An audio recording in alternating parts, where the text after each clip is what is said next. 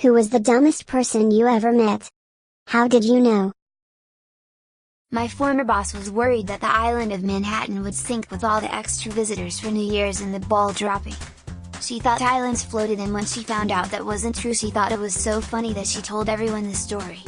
She was later fired for withholding a pay raise from someone on her team because he didn't accept her sexual advances. He had the text to prove it. I was working retail at the time, and this lady walks in and asks me to tell her when it is 10:15 a.m.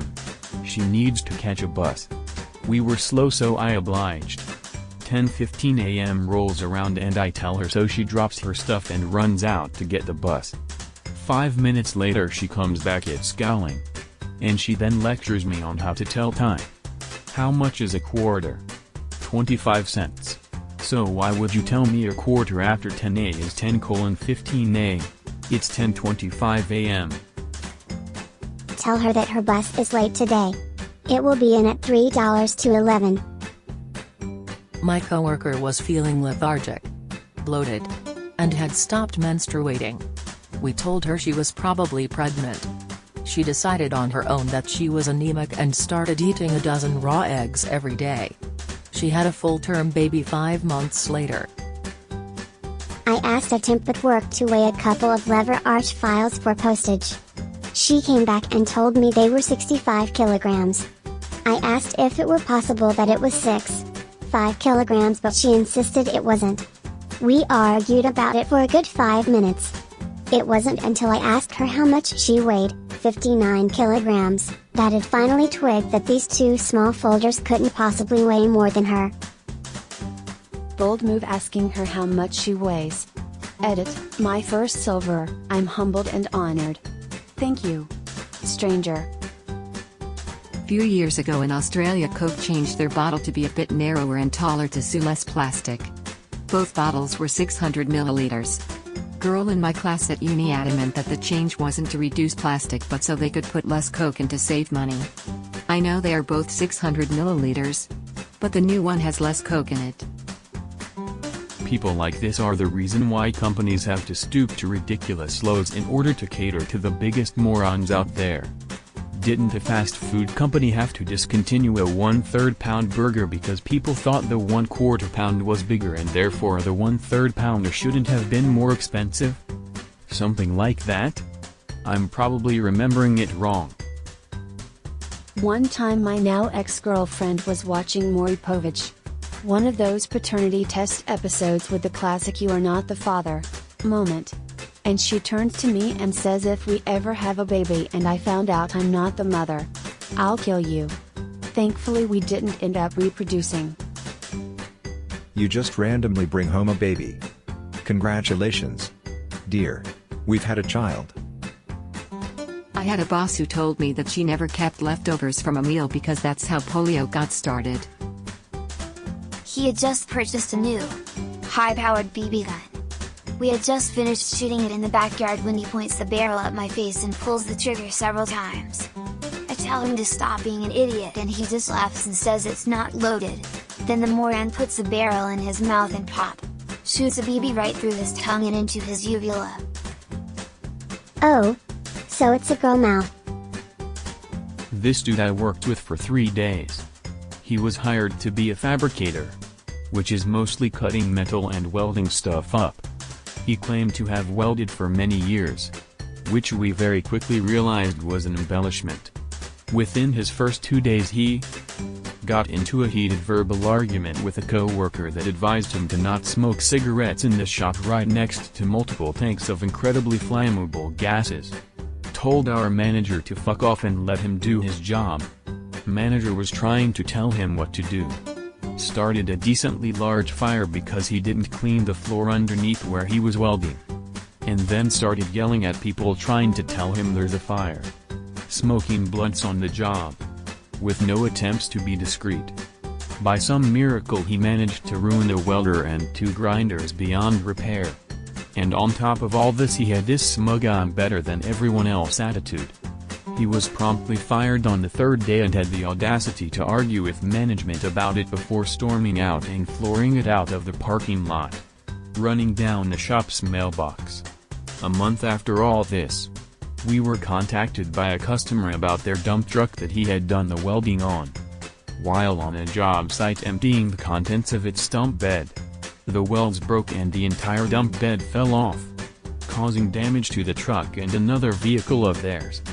Had to be upwards of $75,000 in damages. He was hired to be a fabricator. He claimed to have welded for many years, which we very quickly realized was an embellishment. We hired him as a fabricator and they delivered an NBSP. Don't you test people before hiring them to do potentially dangerous and safety-critical work? White girl didn't think she could get pregnant because the guy was Mexican. Swear on my life. My wife wanted to meet an old friend from school she hadn't seen for about 20 years. We went to dinner and he brought his wife, who he met 2 months ago, who was a male entertainer, and her 2 kids. He was white. She was black. And he spent the whole night trying to start crap with people for making racist comments about their relationship behind their back. They weren't. When we finally got into talking, he told me about 9 jump points that exist to get off the earth. I thought to myself, oh boy. A flat earther. I've never met a real one before. But no. That's not what he was talking about. That would have been so much better than what he was talking about. He said there are 9 jump points on Earth that are essentially wormholes to other planets. And that there is one in New York City that goes to Mars. And that the American government has already colonized Mars and is hiding it from the people. And he was dead serious. A girl in my class in middle school genuinely thought people had landed on the sun. Her explanation for this belief was to insist that the moon and sun are made of the same stuff. Well, yeah. Protons, neutrons, and electrons. You can build a lot of wacky shit with that, though. When I was in the Air Force, I was the lead trainer/certifier in my unit. When a new person would show up, I'd watch them do the job, answer any out of the ordinary questions, etc. And when I felt they were ready, I'd sign off saying they were qualified. This all happened after they finished the 6-week school learning the job. The 73 troops I trained took on average 3 days to complete this phase. Then there was that one guy. I took him under my wing, non-stop for an entire month. He'd messed something up one day and we'd correct it. No big deal. The next, he'd get it right, but get something else wrong. Then on the following day, mess up on the first thing we had corrected. Bear in mind that he has a step-by-step checklist in his hand that lists everything to do and in what order to do it. After a month of this, I figured there was nothing I could do for him. Maybe it was my teaching method. So I handed him over to my supervisor. They spent another 3 weeks together until he was finally certified. A month and a half to learn what should have taken 3 days. Personally, I really liked the guy. Had a good heart. Didn't give up after the setbacks. And probably the funniest non-comedian I've ever met. He was just a bit dense when it came to the job. The job was refueling jets. Which is really about 2 degrees harder than filling your car. A chimp could do it and probably learn in less time. Miss ya, buddy. Hope you're still doing well. A girl in my sophomore year of high school who thought there were 6 months in a year. She was really nice, but very surprised and confused when we tried to set her right. How did she get to high school without someone setting her straight? Edit, neat. First ever gold. Half of my science class thought that the International Space Station was just some building on the ground. Yes. The International Land Station. I remember a guy I knew in middle school who put money into a vending machine and then his item didn't come out. Then he put more money into the machine and 2 of the item he wanted came out. He then exclaimed, "Alright, 2 for 1. A friend of mine is a sweet guy but is overweight and balding and quite frankly, not very attractive in the face. Well, one day he lets us know that he has met a girl and she might be the one. He's in his late 20s for reference. Well, I've met some of the jewels he's hooked up with in the past, so I wasn't expecting too much. Finally meet this girl and she is drop dead gorgeous and has a body that is incredible. I talked to her for a while and she is super friendly and outgoing. I'm stoked for my boy. He found the best he's ever gonna find.